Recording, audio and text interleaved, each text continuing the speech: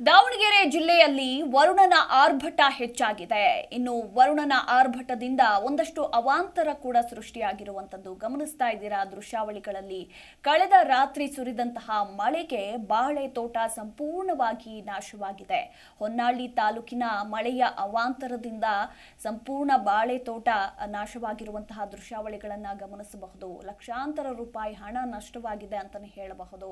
ಮೊದಲೇ ಈ ಬಿರು ಬೇಸಿಗೆಯಲ್ಲಿ ಮಳೆ ಬರಲಿ ಅಂತ ವರುಣನ ಆಗಮನಕ್ಕೆ ಬೇಡಿಕೊಳ್ತಾ ಇದ್ರು ರೈತರೆಲ್ಲರೂ ಕೂಡ. ಮಳೆ ಬಂತು ಅಂತ ರೈತರ ಮುಖದಲ್ಲಿ ಖುಷಿ ನೋಡೋಷ್ಟರಲ್ಲಿ ಮತ್ತೆ ರೈತರಿಗೆ ಸಂಕಷ್ಟ ಎದುರಾಯಿತು ಅಂತಾನೆ ಹೇಳಬಹುದು. ನಿನ್ನೆ ರಾತ್ರಿ ಸುರಿದಂತಹ ಭಾರೀ ಮಳೆಯಿಂದಾಗಿ ಸಂಪೂರ್ಣವಾಗಿ ಪಪ್ಪಾಯ ಬೆಳೆ ಹಾಗೆ ಬಾಳೆ ತೋಟ ಎಲ್ಲವೂ ಕೂಡ ನಾಶವಾಗಿದೆ. ಗಮನಿಸ್ತಾ ಇದ್ದೀರಾ ದೃಶ್ಯಾವಳಿಗಳಲ್ಲಿ ನೀವು ಕೂಡ. ಬಿರುಗಾಳಿಗೆ ಧರೆಗುರುಳಿದ ಬಾಳೆ ಹಾಗೆ ಪಪ್ಪಾಯ ಗಿಡಗಳು. ಅನ್ಯಾಯಕ್ಕೊಳಗಾದ ರೈತರಿಗೆ ಸೂಕ್ತ ಪರಿಹಾರದ ಭರವಸೆಯನ್ನ ಕೂಡ ಕೊಟ್ಟಿದ್ದಾರೆ ಶಾಸಕರು ಅನ್ನೋ ಮಾಹಿತಿ ಕೂಡ ಲಭ್ಯವಾಗಿದೆ. ಇನ್ನು ಹಾನಿಯಾದ ಬಾಳೆ ತೋಟಕ್ಕೆ ಶಾಸಕ ಶಾಂತನಗೌಡ ಭೇಟಿಯನ್ನ ಕೊಟ್ಟು ಪರಿಶೀಲನೆ ಕೂಡ ನಡೆಸಿದ್ದಾರೆ. ಇನ್ನು ರೈತರಿಗೆ ಇದೇ ಸಂದರ್ಭದಲ್ಲಿ ಸೂಕ್ತ ಪರಿಹಾರದ ಭರವಸೆಯನ್ನ ಕೂಡ ಕೊಟ್ಟಿದ್ದಾರೆ ಶಾಸಕ ಶಾಂತನಗೌಡ.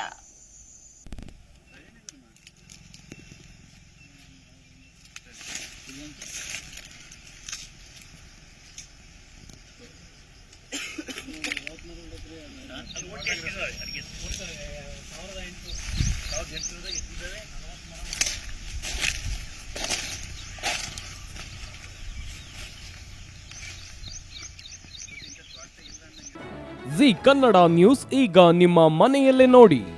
ಎಲ್ಲ ಕೇಬಲ್ಗಳಲ್ಲಿ ಈಗ ಲಭ್ಯ.